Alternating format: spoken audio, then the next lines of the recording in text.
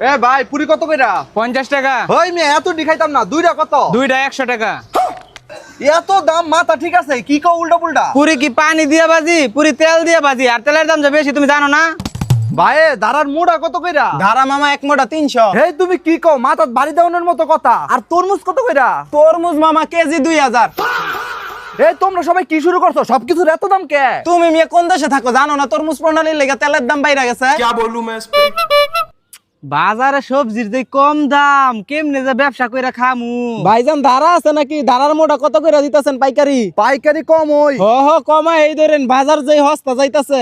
কমা এই ধরছি 200 টাকা এক মোটা নিতে পারবা? হাই হাই, আপনি এটা কি কইতাছেন? 200 টাকা মোটা নিয়ে কি ব্যবসা লাল বাত্তি ধরামু নাকি? মানুষে তো 10-15 টাকার বেশি দেয়ই না। এই দাঁড়ার কথা বাদ দে ভাই, বেগুন কত কইরা? বেগুন তো আরো সস্তা, মাত্র 800 টাকা কেজি। এই মেয়ে একটা বেগুনের তেনে 5টা বেগুনি হয়, আমি একটা বেগুনি 5 টাকার বেশি বেচতারি না। আপনি এটা কি মাথা খারাইবা দাম কোন? মাথা খারাপ বলে তো কিছু করার নাই, সবকিছু যে দাম বাড়ছে জানো না? সবকিছুর এত দাম কে লেগা? কারণ তেলের দাম যে বাইরে গেছে। তেলের দামের লগে সবজির দামের সম্পর্ক কি? আপ বল শালার পুত।